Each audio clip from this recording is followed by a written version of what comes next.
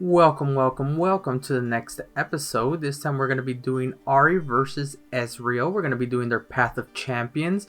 And as you can see right here, I'm checking out which I should choose. I chose my first power-up stage, which is giving all my 1-cost units a +1/+1 after I saw I have the Dropling, and I also have the Mourner or the Mourned. One of the coolest things about this one is that this gives you a lot of value and is honestly one of the easiest Path of Champions, so feel free to play this since Ahri is still one of the most broken champions right now since it was newly released. I decided to not only get the studded leather, but also the ability that when she is summoned, she refuels her mana gems, which are pretty good, or her spell mana. I think this is such a good champion, especially if you're first to start playing this game. It teaches you about value, but it is a little difficult in terms of knowing your battling order. That's something that you really want to take into consideration. But for the most part, this seems like a pretty good way of playing. You can see that I'm utilizing my own Hextech Observatory here. And the reason why this one is not being sped up, by that I mean this match is not being sped up, is because I want you guys to see just how fast it is to win this kind of round. As you can see me, I'm still kind of taking a chance to see what's the best way that I can interact with this. Don't worry too much about the first match. Like I said before, I am not trying to do the Lulu or Gangplank games, mainly because it is a pretty easy and not by that meaning that you can one-shot them, but they're pretty easy to win once you understand how to beat them. I really want to do the ones that have to do with using the abilities a little bit more, much like the Path of Champions. But as you can see here, because we have elusives and we have a +2/+2 on every 1-cost unit, all my elusive 1-costs are really strong. You can see there that I chose the tree, one of the most broken landmarks at the time. Right now they just changed it to a countdown 3, but before it was a countdown 2, and it helped recall my units, which was really good. However, afterwards I was able to get my other upgrade, which was getting my Partner of Echo. Now, Echo did not do that much work, to be quite honest, in this Path of Champions, and really you can actually win this whole thing with just one, with just Ahri. You don't really need that much support. If you get a better champion, you know, feel free to get them, but I realized that my champion was not as necessary to win. Nonetheless, I still got Echo. The reason why is because if I'm able to level him up, we can create ephemeral units of all my people with his spell. And then because of Ahri, if she's leveled up, she's able to basically recall all my units to then maybe summon again or attack. And so I thought, alright, from all the other ones like Braum, Echo really seemed like the best one. They didn't really give me good champions, so I didn't really care too much for that. But outside of that, right now you can see that this is a more resource heavy kind of play style. You're seeing that I'm really just using a lot of blocking here, using up my resources to then go for really massive attacks in the very beginning. Dropping my droplings. These are one of the best resources for Path of Champions because they tend not to block them, and when they do, Ahri gets to switch behind them and switches place with them, which always gives us a quick attack 3, or in this case a quick attack 7. As you can see, their nexus really depletes really quickly. But outside of that, we're still going. You can see that there's a lot of value in this deck. As you can see, my hand really just keeps on drawing. In fact, you were able to see me obliterate a card just from overdrawing.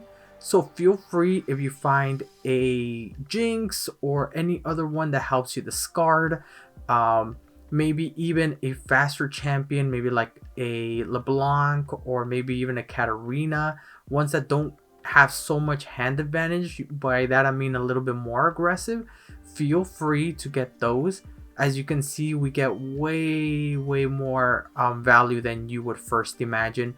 And one of the coolest things that you'll see here is you're able to get all your elusives. Look at how strong they are. And then you're able to attack. One of the other cool things, you know, maybe you don't get the epic that I do. That's totally fine. You don't need the epic one for this one. In fact, you can probably even get away with getting the common skill of giving your units +1 attack every time you draw, because you're able to use the drop lane to get a +1 essentially on all of your units. Even when you use something like Homecoming or anything else like that, you could even use that defensively. This +2/+2 on my 1 unit draws just became really handy in the later stages because it helps you survive Ezreal. And outside of the Ezreal spells, you're also able to survive completely different things, like just being a generally bigger body, right? So right now you can see that we're going against this, but really at this point it's really a matter of trying to draw for the value. By that I mean making sure that I get my Ahri. Ahri is one of the most broken cards in this deck, coupled with getting a +1/+1. Not only that, but you get to see later that Ahri, when you summon her, you get basically 3 spell mana. So if you have 2 Ahris in hand, you're able to get and essentially use her spell for free. You could even, in some cases, use her to quick attack on someone, and if they block or maybe you guys trade, you're able to get 3 mana. You have another Ahri. Let's say you have an extra 2 mana. You can use any kind of spell and then summon your second Ahri and basically get back another 3 spell mana. So it's a very good card. You can see me that I'm using my 1 block elusives to block, mainly because I have so many cards in my hand that I can just continually summon as much as possible. I bring down my 5-drop because I'm able to recall with my landmark, such a amazing landmark, such a broken landmark. If I needed more space, let's say I didn't have my 1-cost unit, I could definitely attack there. You can see that I'm trying to see how well we can do this. One of the things that you also notice there is that my Mourned, I was able to upgrade them to get a +1/+1 on support. I thought, well, I need something to get me to be a little bit stronger. So I was able to get that for support. Just in case I don't draw the Ahri, I'm able to get them a +1/+1. Everything else has been pretty good so far. You know, I was able to also get a Static Shock in order for us to clear boards a little bit faster, as you see there. And it's able to summon a Poro for me as another body blocker. The reason why I chose that is because a Poro is a 1-drop, so let's say that I use the Static Shock offensively like I did this turn. I'm able to then recall my 1-cost Poro, and with a leveled up Ahri, you know, it costs 0, so I can basically play for free, or I just use it like how I did right now to give Ahri an extra attack. Now, once I win, I'm looking around, I see that I can get another random Poro with the Trail of Evidence. I don't really care too much about my spell mana, like I said, because Ahri is able to replenish that. Now, one of the cool things that I got from the spell chest was getting my Sump Fumes to be a 1-cost spell. The reason why that's so good is because if you're able to do things like you see right now, you will see that I'm trying to see if this is the better idea to kill it, or if it's better to bring the Karma back. Now I'm debating, and I do say let's bring the Karma back, and for one reason only, that is to make sure that if they summon the Karma, they're losing basically half of their mana, since we do start with 10, and that gives me enough time for me to continue developing board while they run out of mana. If I were to kill Karma, they may use that 10 mana differently. They may summon a lot of different other units. And so I'm really making sure that we have some sort of way to overvalue them with the amount of mana that we have. Notice that, and this is something that was kind of strange. I don't know if they fixed the bug recently, but in one of these, you might see that I'm homecoming kind of strangely, and there was a bug in Path of Champions while I was playing this, that every time I would recall a unit that was blocking, they would most of the time have like the enemy units might have overwhelm. It's a little difficult to tell you exactly what I mean by that, but essentially they were able to attack when they shouldn't, but that's totally okay. I had to work around that, and like I said, Ahri's such a busted champion right now that it really made no difference. So right here you can see that I'm taking a little while, probably texting, probably doing something else, attending to family. So if you ever see me have those like 5, 10, 15 second wait times on the video, it's mostly because of that. And honestly, I get a little too lazy to try and find every single instance where I stay more than 15 seconds to correct myself. But you can see here, this might be one of the few times you'll see Echo level up. I'm not sure if I do that again, but luckily I was able to draw the Chrono Break immediately. So I am totally okay with blocking here with Echo and maybe even my Droplet. The reason why is because I do have a Chrono Break, and so I not only do I get a free +1 predict, but I'm able to bring back Echo, and then I'm able to overvalue the people here. And if this didn't beat it, let's say that they had some sort of 0 cost summon 6, I had another Chrono Break in order to beat them with my Ahri. You can see here that my next power is going to be to summon. When you summon a unit, they get +1/+1 that turn. The reason why I want that is because of Ezreal's final match. Now, in the final match of Ezreal, you will notice that they always have a 1 cost static shock, which means that they're dealing 1 to your unit or maybe 1 to the Nexus. And so we need that extra +1/+1 to make sure that they are not always just chipping down our units. The other thing that I got was able to get the Mourned, which means that if we start, we will always have a 1 cost unit. We got the Mourned's new ability, which gave us that. If they're not in my opening hand, we draw them kind of like the Sun Disc. I really like that. And another thing that I was able to do was get the Kinko Life Blade for some lifesteal, just to make sure that I didn't have anything that was too crazy. Ezreal's always dealing damage to a Nexus that is an elusive that can block Ezreal and can give me some extra life. You can see there that the Kinko Life Blade is here. We have a static shock, and the main game of Ahri is trying to get all your low cost units to flood the board, and then be able to use that sort of control, using maybe some spells to kind of keep everything at bay defensively, and then offensively you hit really strong. Look at this right now.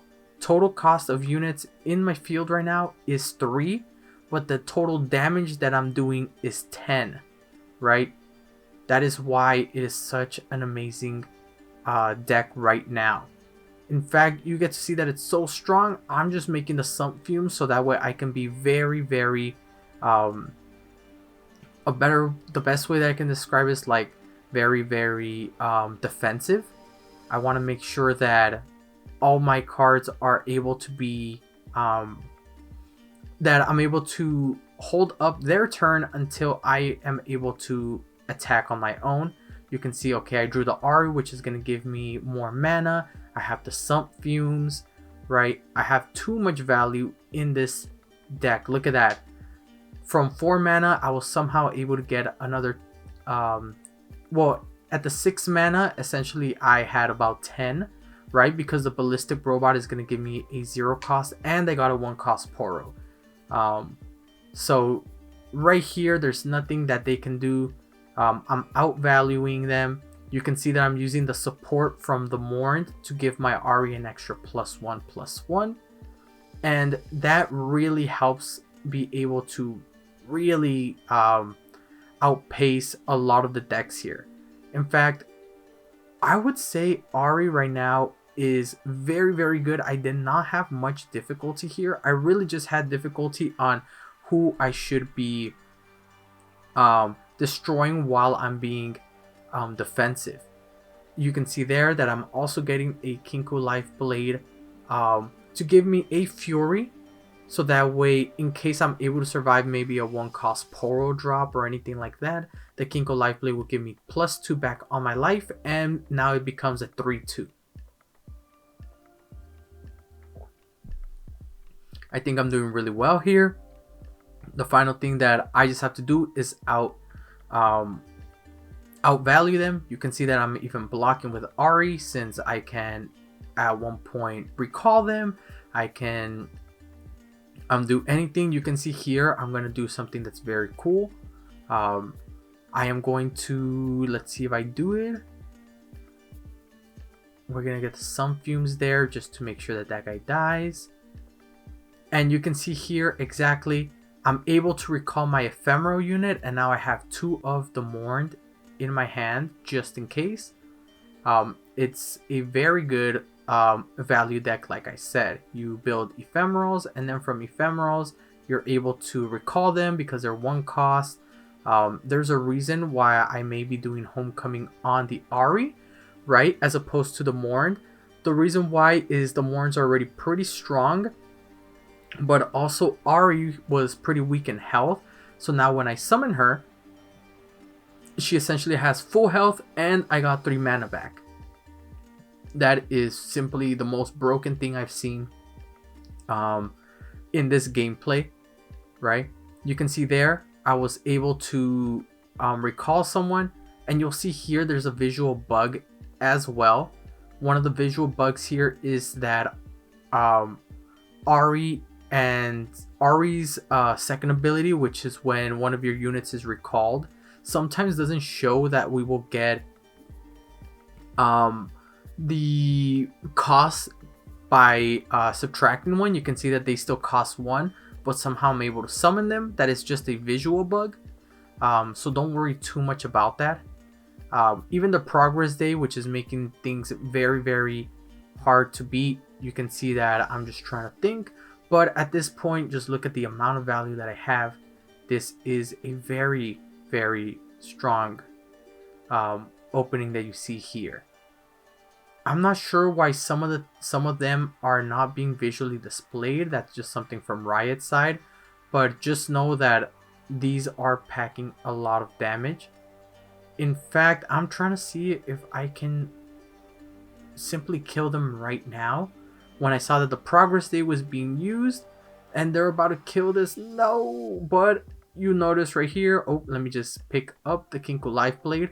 Why am I doing that? I don't think that I will win this turn, so I might as well use the Kinko Life Blade, right? Like I said, it is a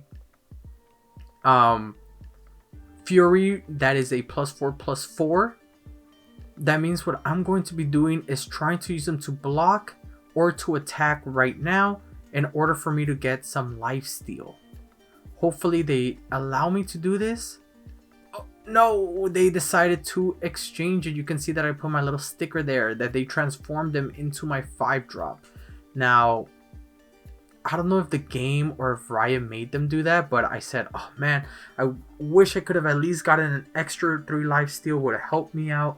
But what can you do? I go get the Trail of Evidence to be a lot stronger, giving me 2 Poros for 2 speed in terms of the like burst speed, 2 mana cost. It gives me a card in hand and it gives me 2 Poros, so you see that I keep that in my hand, especially against Ezreal. Not only that, but I got one of the most busted abilities for Ahri, which is giving her a +1 and Fury. That means that every time she kills an opponent, so whether they're blocking, it'll only get stronger. You can see here that they're really trying to defeat my Droplet, but with just a 2 cost, check out that. They used all of their costs. For me, I use a +4 blade.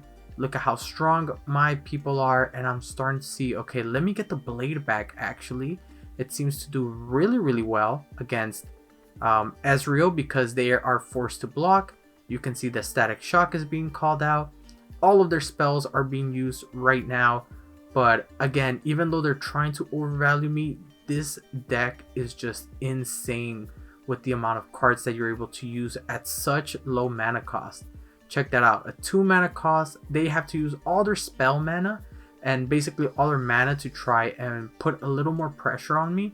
And sure, they're taking damage, but remember, the sooner that we do this and the sooner that or the more turns that go on, I'm only getting stronger in my deck. My deck values a lot of mana recycling, and you can see here that with just 5 mana I'm able to really bring this down.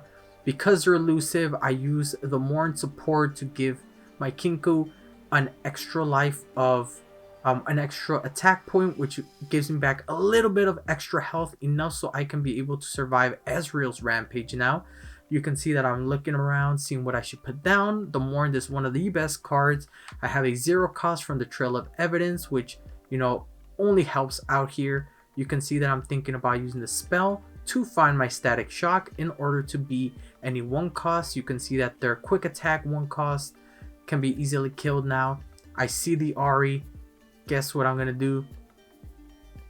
Thinking, put the Kinko Life Blade. Oh, turns out that I now have 2 Ahris. They kill one of my Kinkos.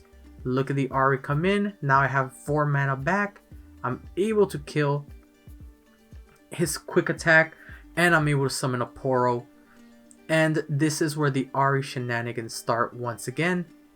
You can see that I want Ahri to go for a free attack or have her block while still killing Ezreal. Turns out you saw the Fury. That is one of the best things. Now she's a 6/7, right? The Fury, if you can somehow get Fury on Ahri, please do it. It makes her one of the most broken champions. Okay? Now, I decided to do the God Willow for one reason. Now I have an ephemeral elusive with lifesteal that I don't really care too much about. So if they're going to attack, I can use the Kinko Life Blades to actually give me back health instead of waiting. Now you'll see here that I try to use the Kinko Life Blade for more damage or for lifesteal depending on what they want to do. If I remember correctly, I try to build board a little bit. I don't know if I attack, but this is something that I try to do. I'm thinking about what's the best form of attack. You can see that the reason I attack with the Morn first is to give me a +1 for support. Not only that, but I'm also able to level up my Ahri. Now check this out. Right, she uses the +1, the Fury. Now she's a 9, 10, 10, 11. Off of just using supports, Furies, and recycling all the mana. Now look at that. I've barely used any mana at all, right? And I have a full board full of 4 5s, 3 3s, right? Even when they're using their 1 cost broken card to destroy my thing, I am just summoning cards, and they don't want to attack because I have my ephemeral with lifesteal.